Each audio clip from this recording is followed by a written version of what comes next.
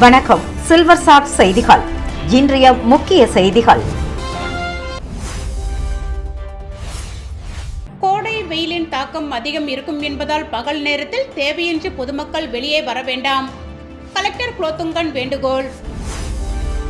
கோட்டக்குப்பம் அருகே கோவிலுக்கு சென்ற இரு சகோதரிகள் குளத்தில் மூழ்கி பலி.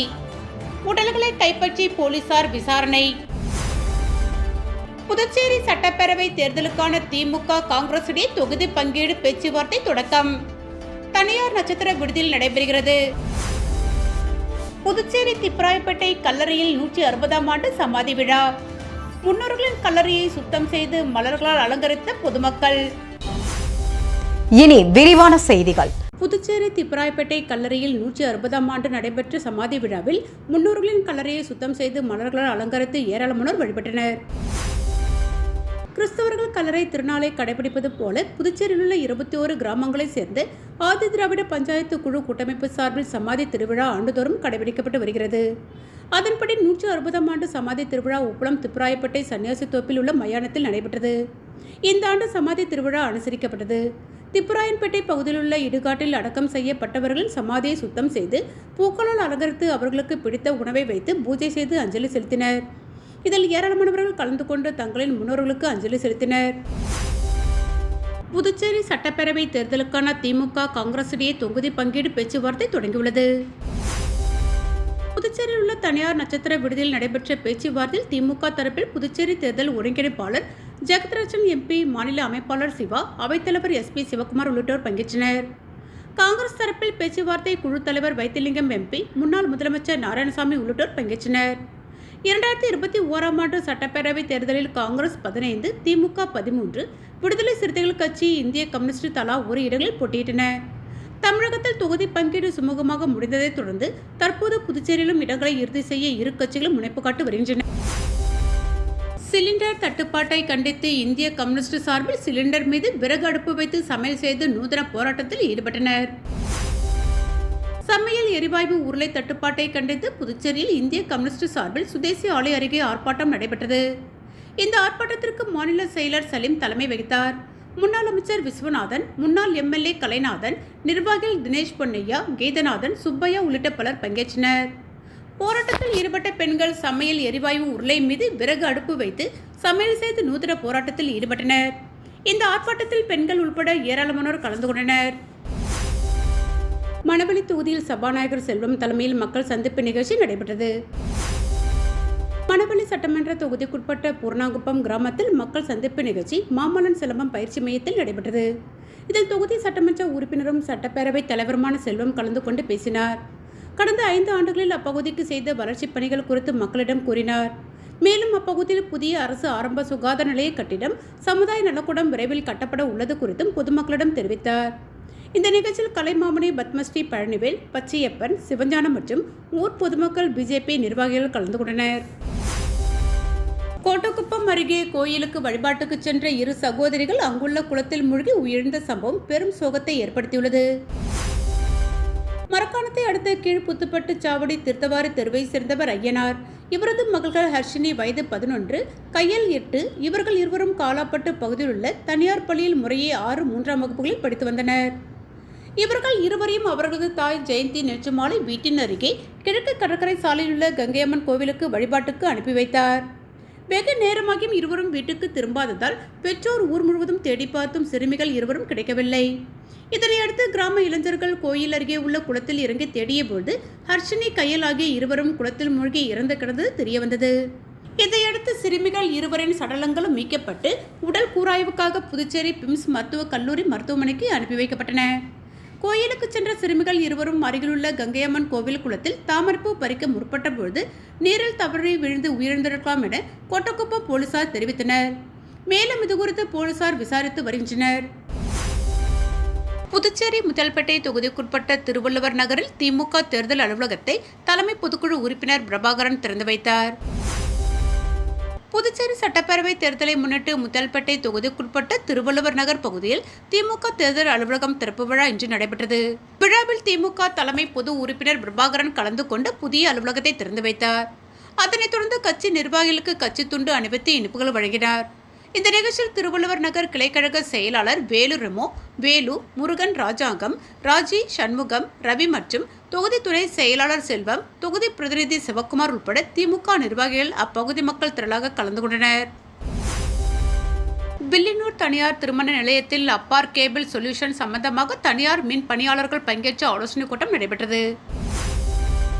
புதுச்சேரி மாநிலம் வில்லியனூர் கோட்டைமேடு அருகே உள்ள ஆனந்தராஜா திருமண நிலையத்தில் அப்பார் கேபிள் சொல்யூஷன் சம்பந்தமாக ஆலோசனைக் கூட்டம் நடைபெற்றது.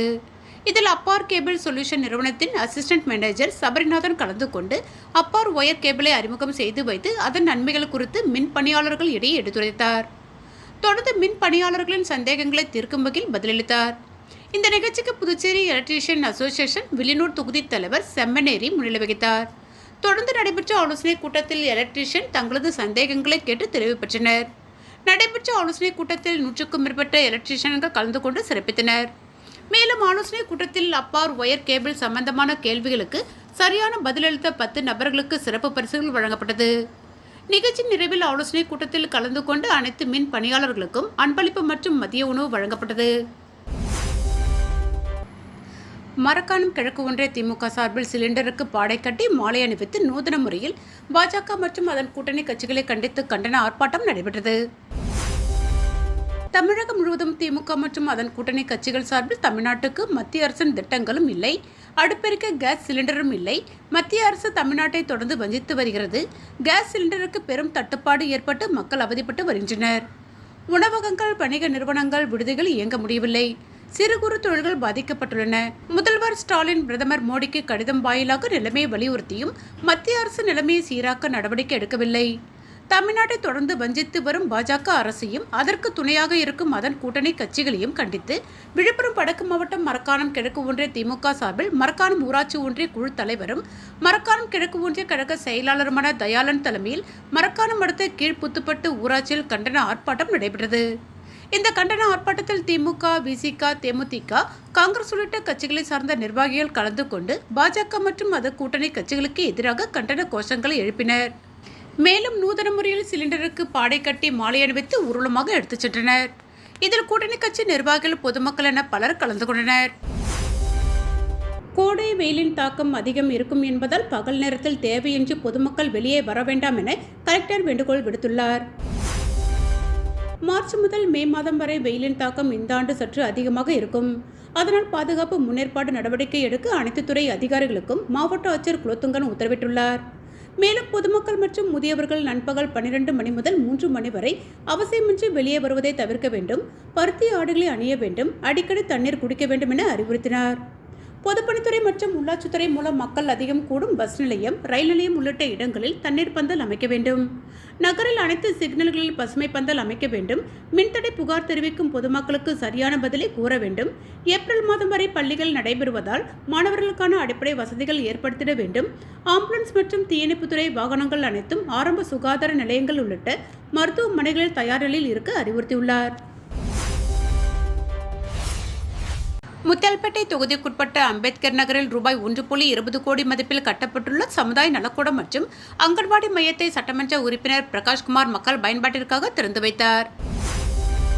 புதுச்சேரி முத்தியால்பேட்டை பகுதிக்குட்பட்ட அம்பேத்கர் நகரில் மத்திய நகர்ப்புற முதலீட்டு திட்டத்தின் மூலம் ரூபாய் 1.20 கோடி மதிப்பில் சமுதாய நலக்கூடம் மற்றும் அங்கன்வாடி மையம் கட்டப்பட்டு அதன் திறப்பு விழா இன்று நடைபெற்றது. விழாவில் தொகுதி சட்டமன்ற உறுப்பினர் பிரகாஷ்குமார் கலந்து கொண்டு தலைமை தாங்க 2 கட்டிடங்களையும் திறந்து வைத்தார். இந்த நிகழ்ச்சியில் புதுச்சேரி நகராட்சி ஆணையர் ஸ்ரீஜித், சார் பொறியாளர் சிவபாலன், புதுச்சேரி போலி ஒரு நகர திட்ட தலைமை அதிகாரி புகழேந்தி, நகராட்சி உதவி பொறியாளர் பழனிராஜா, இளநிலை பொறியாளர் சிவசுப்பிரமணியம் மற்றும் சட்டமன்ற உறுப்பினரின் ஆதரவாளர்கள், தொகுதி என்ஆர் காங்கிரஸ் நிர்வாகிகள் உட்பட அப்பகுதி மக்கள் திரளாக கலந்து கொண்டனர். சுல்தான்பேட்டையில் திமுக சார்பில் இப்தார் நோன்பு திறக்கும் நிகழ்ச்சி, எதிர்க்கட்சித் தலைவர் சிவா தலைமையில் இந்தியா கூட்டணி கட்சி தலைவர்கள் பங்கேற்பு. புதுச்சேரி மாநில திமுக சார்பில் சுல்தான்பேட்டையில் நடைபெற்ற இப்தார் நோன்பு திறப்பு நிகழ்ச்சியில் சட்டமன்ற எதிர்க்கட்சித் தலைவர் சிவா தலைமையில் இந்தியா கூட்டணி கட்சி தலைவர்கள் பங்கேற்றனர். புதுச்சேரி மாநில திமுக சார்பில் ஆண்டுதோறும் இப்தார் நோன்பு திறக்கும் நிகழ்ச்சி நடத்துவது வழக்கம். அதன்படி நேற்று மாலை வில்லியனூர் தொகுதிக்குட்பட்ட சுல்தான்பேட்டை முகமதியா மஹாலில் இப்தார் நோன்பு திறக்கும் நிகழ்ச்சி நடைபெற்றது. தொகுதி சட்டமன்ற உறுப்பினரும் எதிர்க்கட்சி தலைவருமான சிவா தலைமை தாங்கினார். சிறுபான்மையினர் நல உரிமை பிரிவு மாநில அமைப்பாளர் முகமது ஷாலித் வரவேற்றார். சுல்தான்பேட்டை அல் மதீனா பள்ளிவாசல் இமாம் முகமது மூசா ரமலான் மாதத்தை பற்றி சிறப்புரையாற்ற புதுச்சேரி அரசு டவுன் காஜி ஜியாவுதீன் மற்றும் ஜமாத்துல் உலமா சபை நிர்வாகி முபாரக் காகூர் பிரார்த்தனை செய்தனர். இதில் 1000க்கும் மேற்பட்ட இஸ்லாமியர்கள் கலந்து கொண்டு பிரார்த்தனை செய்து நோன்பு திறந்தனர். இப்தார் விருந்து நிகழ்ச்சியில் திமுக அவைத்தலைவர் SP சிவகுமார், MLAக்கள் அனிபால் கென்னடி, செந்தில்குமார், சம்பத், இந்திய கம்யூனிஸ்ட் கட்சி செயலாளர் சலீம், மனிதநேய மக்கள் கட்சி சகாபுதீன், ISICA இஸ்லாமிய ஜனநாயக பேரவை பக்ருதீன், IUML அமானுல்லா, SDBA ஃபாரூக், திமுக துணை அமைப்பாளர் தைரியநாதன், தலைமை செயற்குழு உறுப்பினர்கள் மூர்த்தி, லோகையன், பொதுக்குழு உறுப்பினர்கள் செல்வநாதன், தர்மராஜ், தொகுதி செயலாளர்கள் மணிகண்டன், வடிவேல், ராஜா, தொகுதி துணை செயலாளர்கள் ஜெகன்மோகன், ஹரிகிருஷ்ணன், அணி அமைப்பாளர்கள் சீனு மோகன்தாஸ், குலசேகரன், ரமணன், தோமுசா தலைவர் அங்காளன், ஆதி திராவிடர் அணி துணை அமைப்பாளர்கள் காலி, வர்த்தகர் அணி துணை அமைப்பாளர் சரவணன், துணைத் தலைவர் கதிரவன், அவைத்தலைவர் ஜலால், திலகர், கார்த்திகேயன், பாலா உள்ளிட்ட கட்சி நிர்வாகிகள், பள்ளிவாசல் மூத்தவள்ளிகள் சமூக அமைப்புகளைச் சேர்ந்த நிர்வாகிகள் கலந்து கொண்டனர். கோடை வெயிலின் தாக்கம் அதிகம் இருக்கும் என்பதால் பகல் நேரத்தில் தேவையின்றி பொதுமக்கள் வெளியே வர வேண்டாம். கலெக்டர் குலோத்துங்கன் வேண்டுகோள். கோட்டக்குப்பம் அருகே கோவிலுக்கு சென்ற 2 சகோதரிகள் குளத்தில் மூழ்கி பலி. உடல்களை கைப்பற்றி போலீசார் விசாரணை. புதுச்சேரி சட்டப்பேரவை தேர்தலுக்கான திமுக காங்கிரஸ் இடையே தொகுதி பங்கீடு பேச்சுவார்த்தை தொடக்கம். தனியார் நட்சத்திர விடுதியில் நடைபெறுகிறது. புதுச்சேரி திப்பராயப்பேட்டை கல்லறையில் 160ஆம் ஆண்டு சமாதி விழா. முன்னோர்களின் கல்லறையை சுத்தம் செய்து மலர்களால் அலங்கரித்த பொதுமக்கள். இத்துடன் சில்வர் சாட் செய்திகள் நிறைவு பெற்றன. வணக்கம்.